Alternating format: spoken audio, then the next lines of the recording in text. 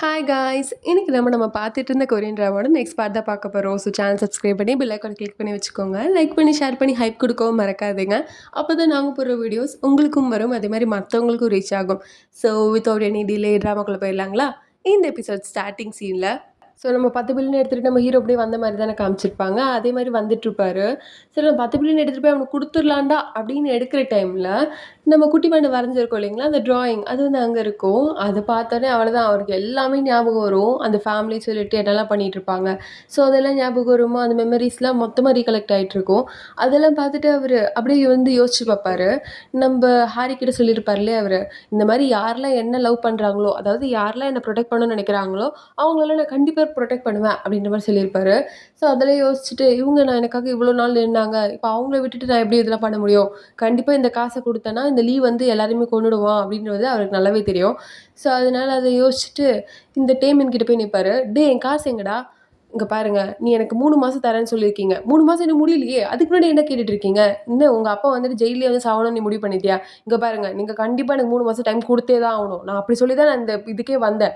So கொஞ்ச நாள் தான் முடிஞ்சிருக்கு, இன்னும் கொஞ்ச நாள் இருக்குது. கண்டிப்பாக உங்களுக்கு அந்த காசை கொடுத்துருவேன் அப்படி சொல்லிட்டு இவர் ரிட்டன் வந்திருப்பாரு. ஸோ அந்த காசை கொடுத்துருக்க மாட்டார். அசிஸ்டன்ட் வந்து பேசிகிட்டு இருப்பான் லீ கிட்ட. பாஸ், நீங்கள் உண்மையாக தான் நினைக்கிறீங்களா இந்த மாதிரி பார்க் மாதிரி ஆள்லாம் நம்மளுக்கு தேவைதானா? ஆமாம், பார்க் மாதிரி ஆள்லாம் ரொம்பவே தேவைதான்டா. ஏன்னா அவன் பாரு எந்த அளவுக்கு ஸ்மார்ட்டாக மூவ் பண்ணுறான்னு சொல்லிட்டு. அது மட்டும் இல்லாமல் அப்பப்போ வந்து நிறைய காசு வரத்துக்கு நம்ம வேலை பார்க்குறான். ஸோ அதனால் அவன் தேவை தான். அவனால தான் இப்போ இந்த ரிப்பேர் ரிசர்வ் ஃபண்ட்லாம் வந்து நிறைய காசு வந்திருக்கு பாரு. என்னைக்கா இருந்தாலும் அவன் தேவைதான்டா அப்படின்னு பேசிகிட்டு இருக்கும்போது இங்கே நம்ம பார்க் வந்திருப்பாரு அவரை பார்க்குறதுக்கு. இந்த மாதிரி உங்கள் காசுலாம் கொண்டு போய் கொடுத்துட்டேன். தெரியும் தெரியும். சரிப்பா, நீ உன் வேலையை வந்து சரியாக செய்கிற, அதே மாதிரி செஞ்சுட்டே இருந்தால் உனக்கு நல்லது. கரெக்டு தான். நான் உங்களுக்காக இவ்வளோ பண்ணுறேன், எனக்கு எதாவது பண்ண மாட்டிங்களா? என்ன பண்ண சொல்லு. எனக்கு ஒரு 10 பில்லியன் கிடைக்குமா? 10 பில்லியன் தானேப்பா, பார்த்து பண்ணிக்கலாம் அப்படின்ற மாதிரி சொல்லி அனுப்பிடுவார். இவர் வந்து வீட்டுக்கு வருவாரா, வீட்டுக்கு வந்தால் வீடே லைட்டே இல்லாமல் டார்க்காக இருக்கும். என்னடா எவனுமே இல்லை அப்படி சொன்னோடனே அவருக்கு கொஞ்சம் லைட்டாக பயம் வந்துடும். இந்த டீமின் வந்துட்டு இவங்களே தான் பண்ணிட்டானா அப்படின்ற மாதிரி. ஸோ அதனால எங்கே போனீங்க எல்லாரும், எங்கே போனீங்க அப்படி சொல்லி கத்திட்டே இருப்பார். பார்த்தா எல்லாருமே சர்ப்ரைஸ் அப்படி சொல்லி கத்துவாங்க. இன்னைக்கு அவருக்கு பர்த்டே போல் இருக்குது. ஸோ அதனால எல்லாருமே அப்படியே வந்துட்டு பயங்கரமாக டெக்கரேஷன்லாம் பண்ணி சூப்பராக வச்சுருப்பாங்க வீடியே. இந்தாங்க கேண்டில் ஊதுங்க, கேண்டில் ஊற்றுருங்க. பர்த்டே போய் தான் கேண்டில் ஊதணும். ஆனால் நிறைய கேண்டில் இருக்கே, அவன் வயசானவம்மா அதனால தான் அவ்வளோ கேண்டில் இருக்கு அப்படி சொல்லிட்டு எங்கள் தாத்தா வேறு கமெண்ட் பண்ணிருப்பாரு. அப்புறம் இவரும் கேண்டில்லாம் ஊதிடுவாரா. அவன் வந்து உண்மையிலேயே வந்து சர்ப்ரைஸ் தான் ஆகிட்டான், நல்ல வேலை பிளான் சக்ஸஸ் அப்படின்னு சொல்லிட்டு ஜாலியாக இருப்பாங்க. அதில் பார்க்கும்போது இவருக்கு ரொம்ப சந்தோஷமாக இருக்கும். எல்லோரும் சிரிக்கிறதே பார்த்துட்ருப்பாரு. அப்படியே வந்து அவங்களாம் ஃபன் பண்ணிட்டு இருப்பாங்களா, அதை வந்து பொறுமையாக உட்காந்து பார்த்துட்டு இருக்க. என்ன அழ போகிறீங்களா? நான்லாம் இன்றைக்கி அழ மாட்டேன், என்றைக்குமே அழ மாட்டேன். அந்த மாதிரி ஆளே கிடையாது நான். சரி சரி சரி, இவங்கள தான் நீங்கள் வந்து ப்ரொடெக்ட் பண்ண போகிறேன் அப்படின்னு சொன்னீங்களா அப்படின்னு சொல்லுவா. அதுக்கு அவரும் ஆமாம் அப்படின்ற மாதிரி பார்த்துட்ருப்பாரு. அப்புறம் இந்த அப்பார்ட்மெண்ட் சேர்ந்த லேடிஸ்லாம் இருப்பாங்களே 4 பேர், அதில் ஒரு லேடி வந்துட்டு இருக்கும்போது இன்னொரு 2 வயசான லேடிஸ் வந்துட்டு அந்த அப்பார்ட்மெண்ட்லேருந்து சேர்ந்தவங்களே கிடையாது. ஆனால் அந்த அப்பார்ட்மெண்ட்டில் இருக்க சன்னாலாம் யூஸ் பண்ணிட்டுருக்காங்க. அது வேறு அவங்க சொல்லிட்டு வெளியே போயிட்டுருப்பாங்களா, அதை கேட்டுட்டு இவங்க இந்த மாதிரிலாம் நம்ம அப்பார்ட்மெண்ட்டில் நடக்குது அப்படின்றத மற்ற லேடிஸ் கிட்டலாம் போய் சொல்லிட்டு இருப்பாங்க. ஸோ இந்த பக்கம் வந்து பார்த்தா நம்ம லீ ஜான் வந்துட்டு எல்லாருக்குமே வந்து டின்னர் மாதிரி அரேஞ்ச் பண்ணியிருப்பாரு. ஸோ அதில் நம்ம மேனேஜர், நம்ம ஹீரோனோட அக்கா எல்லோரும் இருப்பாங்க. இன்னொருத்தர் நம்ம கூட வந்து ஜாயின் பண்ண போகிறாரு அப்படி சொன்னதுக்கப்புறம் நம்ம பார்க் வருவார். பார்க்கை பார்த்தோன்னே நம்ம லீ ஜானுக்கு கொஞ்சம் வந்துட்டு ஆச்சரியமாக தான் இருக்கும். ஆனாலும் வெளியே காமிச்சிக்க மாட்டாங்க. இங்கே பாருங்கள், நீங்கள் பண்ணுற வேலைக்கு கண்டிப்பாக உங்களுக்கு நான் வந்து நல்லாவே வேலை பார்த்து கொடுப்பேன், நல்லாவே கமிஷன்லாம் கொடுப்பேன், அதெல்லாம் நீங்கள் கவலைப்பட தேவையில்ல அப்படின்ற மாதிரி சொல்லிட்டு இருப்பாரு. அப்புறம் வந்து இவங்களாம் ஒரே லிஃப்ட்லேருந்து வந்துட்டுருப்பாங்களா, அதை பார்த்துட்டு நம்ம பார்க்கிட்ட இவங்க என்ன சொல்லுவாங்கன்னா, இங்கே பாருங்கள், நீங்கள் இந்த மாதிரிலாம் ஃபேக் ஃபேமிலி எதுக்கு சார் வச்சுருக்கீங்க? இதெல்லாம் தேவையில்லாத வேலை சார். ஒரு நாள் இல்லை இன்னொரு நாள் தெரிஞ்சதுன்னா ரொம்ப பெரிய பிரச்சனையாயிடும். தயவு செஞ்சு அதெல்லாம் நீங்கள் வந்து கலைச்சிருங்க. உங்கள் நல்லதுக்கு தான் சொல்கிறேன் நான் அப்படி சொல்லிட்டு அங்கேருந்து அவங்க போயிடுவாங்க. அதெல்லாம் கேட்டு இவளுக்கு எப்படி தெரிஞ்சது அப்படின்ற மாதிரி இவர் இங்கே யோசிச்சுட்டு இருக்க. மேனேஜர் அவங்கள ஒன்றா நடந்து போயிட்டுருப்பாங்களா, இந்த மாதிரி அசிங்கமாலாம் பண்ணிவிட்டு காசு சம்பாதிக்க வேண்டியதாக இருக்குது, என்ன பண்ணுறது? காசு எக்ஸ்ட்ரா சம்பாதிக்கணுன்னா இந்த மாதிரிலாம் வேலை பார்க்கணும் அப்படின்னு புலம்பிட்டே போயிருப்பாங்க. ஸோ இந்த வர காசு வச்சு தான் இவங்க என்ன பண்ணியிருப்பாங்கன்னா, நம்ம ஹாரியோட காலேஜ் ஃபீஸ்லாம் கட்டியிருப்பாங்க. இவ்வளோ கஷ்டப்பட்டு தான் பண்ணியிருப்பாங்க. ஏன்னா பேசிக்கலி சொல்லப்போனால் அவங்களுக்கு இந்த வேலை சுத்தமாக பிடிக்கவே இல்லை, எல்லாரையும் ஏமாற்றி சம்பாதிக்கிற மாதிரி இருக்குது. அவங்களும் வந்துட்டு ஹாரி வந்து பார்ப்பாங்களா, ஹாரி வந்துட்டு இப்படி தூங்குற மாதிரி நடிச்சிட்ருப்பா. போதும் போதும் நடிக்காத, உனக்கு தெரியுமா பார்க் எவ்வளோ மோசமானவன்னு சொல்லிட்டு. இல்லை இல்லை அவர் ஒன்றும் ரொம்ப மோசமானவர்லாம் இல்லை, அவர் ரொம்ப நல்லவர் தான் அப்படின்னு இவ்வளோ அடித்து பேசிகிட்டு இருப்பா. எங்கள் அக்காவுக்கு வந்து உண்மையாக சொல்ல முடியல, ஏன்னா உண்மையை சொன்னால் இவ்வளவும் பண்ணது தப்பு தானே, ஸோ அது தெரிஞ்சிருமோ சொல்லிட்டு சைலண்டாக வந்துடுவா. அங்கே வந்து பார்த்தா லெட்ஜர் ஒன்று இருக்கும், இவ்வளோ நாள் வந்து இந்த அப்பார்ட்மெண்ட்டில் என்னெல்லாம் தப்பு நடந்தது அப்படின்றத மொத்தமாக உட்காந்து இவளே வந்து எழுதி வச்சிருப்பா. அக்கௌண்ட் மேனேஜர் இல்லைங்களா, ஸோ அதனால எல்லாத்தையுமே வந்து டிஃபனில் வச்சிருப்பா. இந்த பக்கம் நம்ம பார்க்கும் வந்து வீட்ல போய் சொல்லிட்டு இருப்பாரு. அக்கவுண்ட் மேனேஜருக்கு எல்லாமே தெரியுது. நம்ம ஃபேக் ஃபேமிலி அப்படின்றது எல்லாமே தெரியுது. அது எப்படி தெரியுது?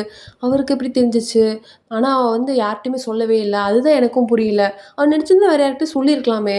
அப்போ வந்து இதுக்கு பின்னாடி வேற எதுவும் இருக்கு அப்படின்ற மாரி எங்க ஃபேமிலில பேசிட்டு இருக்காங்க. ஃபேமிலில இருக்கவங்களுக்கு இன்னும் தெரியல. நம்ம ஹாரியோட அக்கா தான் வந்து அக்கவுண்ட் மேனேஜர் அப்படி சொல்லிட்டு. இந்த அபார்ட்மெண்ட் ஃபுல்லா வந்து யாரோ வராங்க நம்ம அபார்ட்மெண்ட்டுக்கு அப்படின்ற மாதிரி இந்த இன்ஃபர்மேஷன்லாம் வந்து காட்டுத்தீயா பரவிட்டு இருக்குமா. ஸோ அதனால நம்ம பார்க்கும் வந்துட்டு அதுக்கான சொல்யூஷனை தான் நம்ம பண்ணோம் அப்படின்ற மாதிரி இங்கே பேசிட்டு இருப்பாரு.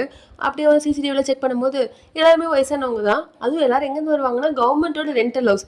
அதாவது நம்ம ஊர்லலாம் வந்துட்டு இந்த ஹவுசிங் போர்டு அப்படின்னு சொல்லிட்டு இருக்கும் இல்லைங்களா, நம்ம கவர்மெண்ட் வந்து ஒதுக்கியிருப்பாங்க. ஸோ அந்த மாதிரி வந்து வயசானவங்களுக்காக அந்த ஊரில் ஒதுக்கியிருக்காங்க. ஸோ அந்த இடத்துலேருந்து வர லேடிஸ் தான் இங்கே வந்து ஃப்ரீயாக வந்துட்டு போகிறாங்க அப்படின்ற இன்ஃபர்மேஷன் அவருக்கு தெரிஞ்சிருக்கும். ஸோ அதை பற்றி அவங்க இன்வெஸ்டிகேட் பண்ணிட்டு இருக்க, இந்த பக்கம் வந்து அந்த பழைய பிரசிடென்ட் கூட இருந்திருப்பாங்க இல்லைங்களா 3 பேர், அவங்களுக்கு வந்துட்டு நம்ம பார்க்கோட வேலை பார்க்கவே பிடிக்கல. ஸோ அதனால ஏதாவது பண்ணி இந்த பார்க்கை கவுக்கணும்டா அப்படின்னு பேசிட்டு இருக்கும்போது, அப்படியே வந்து சரி நம்ம ஆஃபீஸ் போய் பார்க்கலாம் அப்படின்னு போனவன், இங்கே வந்துட்டு நம்ம பார்க் வந்து இன்ஃபர்மேஷன்லாம் கேட்டுட்டு இருப்பாரு ஒரு பொண்ணு கூட. காலில் தான் கேட்டுட்டு இருப்பாரு, இந்த மாதிரி ரெண்டல் ஹவுஸ்ல வந்துட்டு யாரெல்லாம் இருக்கா, அதுக்கு வந்து யாரில் வந்து ஃபண்ட் அலோகேட் பண்ணுறது அப்படிலாம் வந்து பேசிகிட்டு இருக்க. ஸோ இதை வந்துட்டு இந்த பொண்ணு வந்து இவனுங்கிட்டையுமே சொல்லிடுவா. ஸோ அதனால் அவனுங்களாம் அந்த இன்ஃபர்மேஷன் கிடச்சிதா அப்படின்ற மாதிரி சந்தோஷப்பட்டுட்டு இருப்பாங்க. அப்படியே வந்துட்டு இந்த பொண்ணு பார்க்கிட்ட போயிட்டு மன்னிப்பு கேட்டுருவான். நான் வந்து தெரியாமல் பண்ணிட்டேன் சார், அவங்களாம் வந்து என்னை கேட்டுகிட்டே இருந்தாங்க, அதனால ப்ரெஷரில் நான் வந்து தான் சொல்லிட்டேன், என்னை மன்னிச்சிருங்க, பரவாயில்ல பரவாயில்லம்மா அப்படி சொல்லிட்டு இவரும் வந்துட்டு மன்னிப்பெல்லாம் வந்து அக்செப்ட் பண்ணிருப்பாரு. இந்த பக்கம் பார்த்தா கமிட்டி கூடிரும் திரும்பியும். இந்த மாதிரி ரெண்டல் ஹவுஸ்லேருந்து வரவங்களெல்லாம் வந்துட்டு நம்ம வந்து அலோவே பண்ண முடியாது அப்படி சொல்லிட்டு கமிட்டி எல்லாம் ஸ்ட்ராங்காக பேசிட்டு இருப்பாங்க. அப்படியே வந்து இந்த பக்கம் நம்ம சோஜனை காமிச்சா, அதாவது நம்ம ஜாங் இருக்காங்க இல்லைங்களா, அவங்க வந்துட்டு பார்த்துட்டு இருப்பாங்க. பார்த்தா வந்து வழக்கம் போல் பசங்களாம் வந்து வரைஞ்சிட்டு இருப்பாங்களா செவுத்துல, அதை பார்த்துட்டு இது பாருங்க இது பப்ளிக் ப்ராப்பர்ட்டி, இது ஒன்றும் உங்கள் வீடு கிடையாது நீங்கள் வரையறதுக்கு, இங்கே பாருங்க சோஜன் இது வந்து நீங்கள் மழை வந்தால் வந்துட்டு அழிஞ்சிரும், அதுக்கு வந்துட்டு இப்படி பண்ணிட்டு இருக்கீங்க, ஆனால் இப்போ எங்கேயுமே வந்து மழை வர மாதிரி இல்லவே இல்லையே, அப்புறம் எப்படி இது அழியும், தேவையெல்லாம் பண்ணாதீங்க, நீங்களாம் வந்துட்டு இந்த எவ்வளோ கடன் இருக்கு தெரியுமா உங்களுக்கு இந்த அப்பார்ட்மெண்ட் தர்றதுக்கு அப்படின்னு சொல்லிட்டு பயங்கரமாக பேசிடுவாங்க. ஸோ அதனால வந்து எல்லாருக்கும் ரொம்ப கோவமா இருக்கும் அங்கே இருக்க அம்மாங்களுக்குலாம். ஏன்னா குழந்தைங்க முன்னாடி வேற சொல்லியிருப்பாங்க. ஸோ அது எந்த அளவுக்கு தாக்கமாக இருக்குன்னா, ஒரு குழந்தை வந்து அவங்க அம்மா தூங்க வச்சுட்டு இருப்பாங்களா, அப்போ வந்து அந்த குழந்தைய அதை சொல்லிட்டு இருக்கோம், நம்மளுக்கு வந்து அவ்வளோ கடன் இருக்காமா அப்படின்ற மாதிரி கேட்குமா. ஸோ அவங்க அம்மாவுக்கு ரொம்ப கடுப்பாக இருக்கும். இந்த சோஜன் அவ்வளோ நல்லவளா, கண்டிப்பாக அவ்வளோ பின்னாடி தான் இருக்கும் அப்படி சொல்லிட்டு இவங்களும் வந்து சர்ச்லாம் பண்ணி பார்ப்பாங்க. அப்புறம் தான் அவங்களுக்கு ஒரு இம்பார்ட்டண்டான விஷயம் வந்து தெரிய வந்திருக்கும் நம்ம ஜாங் பற்றி. ஸோ அதை வந்து என்ன பண்ணுவாங்கன்னா நெக்ஸ்ட் கமிட்டி மீட்டிங்கில் போட்டு உடச்சிருவாங்க. என்ன சொல்லுவாங்கன்னா, ஜாங் நீங்களே வந்துட்டு அந்த ரெண்டல் அபார்ட்மெண்ட் பற்றி பேசுறதுக்கு உங்களுக்கு ரைட்ஸே கிடையாது, ஏன்னா நீங்களே வந்து கவர்மெண்ட் ரெண்டட் அபார்ட்மெண்ட்ல தான் இருக்கீங்க, கவர்மெண்ட் சொல்லி தானே இங்கே இருக்கீங்க. ஆமா கவர்மெண்ட் சொல்லி தான் இருக்கேன், அதுல என்ன இருக்கு, ஆனா கவர்மெண்ட் தான் என்ன 30 வருஷம் எங்க தங்க சொல்லியிருக்காங்க, அதுல என்ன தப்பு இருக்கு, தப்புலாம் ஒன்றும் இல்லையே அப்படின்னு பேசிட்டு இருப்பாங்க. ஆனா அங்க இருக்க லேடிஸ்லாம் இல்ல இவங்க வந்து இந்த கமிட்டியில இருக்கக்கூடாது, அவங்க இந்த அபார்ட்மெண்ட் போய் போகணும்னு சொல்லிட்டு எல்லாரும் வந்து கொடி தூக்கிட்டு இருப்பாங்க. அதை பார்த்துட்டு நம்ம பார்க்க என்ன சொல்றதுன்னே தெரியாம இருப்பாரு. ஆனா நம்ம ஜாங்க்ல ரொம்ப கஷ்டமாயிடும். அவங்க வீட்டுக்கு போயிட்டு பயங்கரமா அழுதுட்டு இருப்பாங்க. ஏன்னா அவங்க இந்த அபார்ட்மெண்ட் ஃபர்ஸ்ட் டைம் வந்தப்போ எப்படி ஃபீல் பண்ணாங்க அதெல்லாம் யோசிச்சு அழுதுட்டு இருக்க அவங்களுக்கு ரொம்ப ரொம்ப கஷ்டமா இருக்கும். அப்புறம் இந்த பக்கம் நம்ம பார்க் கூப்பிட்டு பேசுவார் டீச்சர் கிட்ட, இங்க பாருங்க நீங்க இது வேணும்னு தானே பண்ணீங்க, ஆமா அதை நான் வந்து தெரியாம பண்ணிட்டேன், மன்னிச்சிருங்க, இங்க பாருங்க நீங்க என்கிட்ட மன்னிப்பு கேட்க கூடாது, நீங்க வந்துட்டு ஜாங் கிட்ட தான் மன்னிப்பு கேட்கணும். புரியுது அப்படின்ற மாதிரி பேசிட்டு இருப்பாங்க.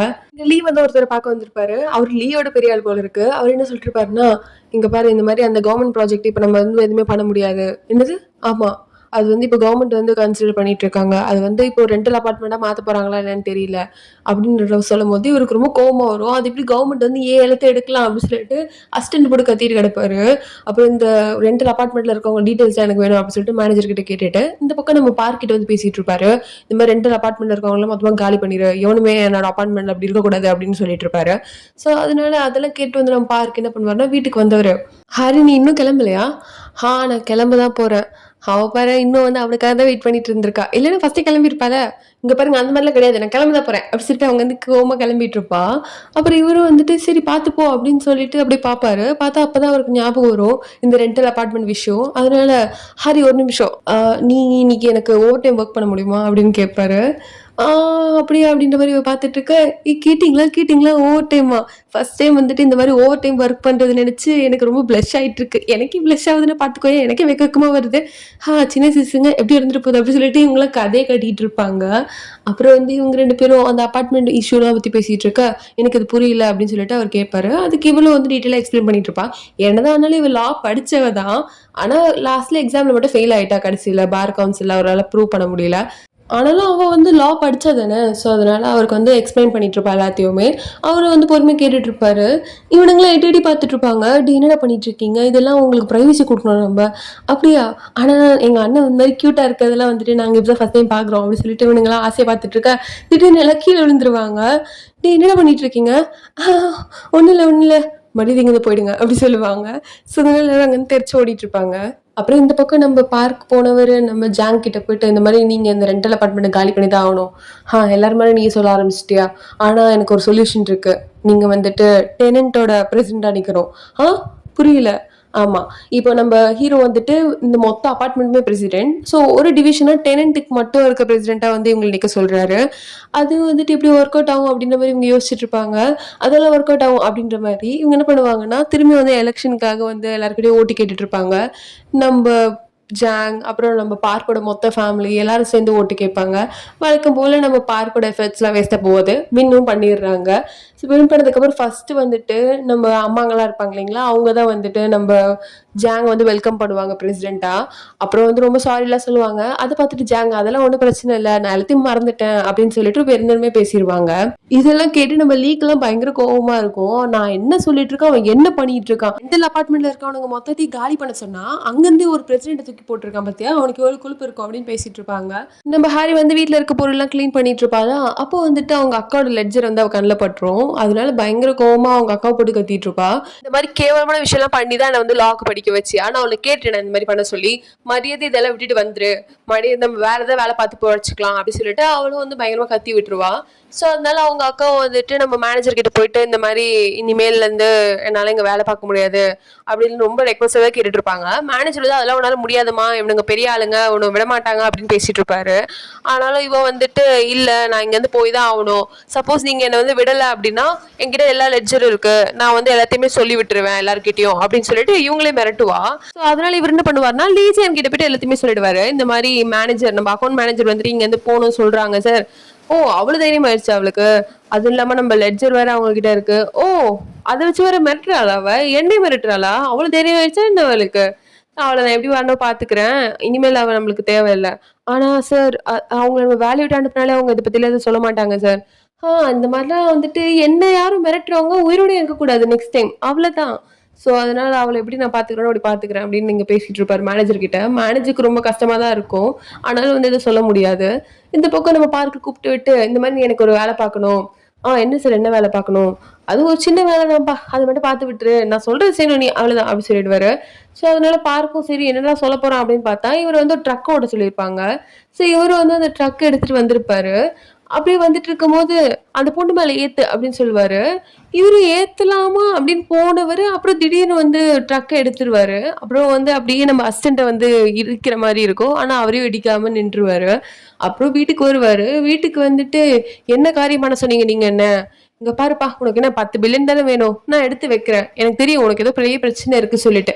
இந்த காசு எடுத்துட்டு நீ எங்க வேணா போயிடு. ஆனா எனக்கு ஒரு விஷயம் தெரிஞ்சாகணும். நீ ஏன் அந்த பொண்ண வந்து ட்ரக்ல இடிக்கல? இங்க பாரு. நீ நெனைக்கிற அளவுக்கு நான் கெட்டவனும் இல்ல. அதே மாரி நீ நெனைக்கிற அளவுக்கு நான் நல்லவனும் கிடையாது. அப்படின்ற மாரி சொல்லியிருப்பாரு. அப்படி 2 பேரும் அப்படியே பார்த்துட்டே இருப்பாங்க. அவங்களுக்குள்ள ஏதோ டென்ஷன் இருக்கும். ஸோ இதோட இந்த எபிசோட முடிக்கிறாங்க. நாளைக்கு பார்க்கலாம் வேற எபிசோட். அது தென் ஸ்டே டியூட்.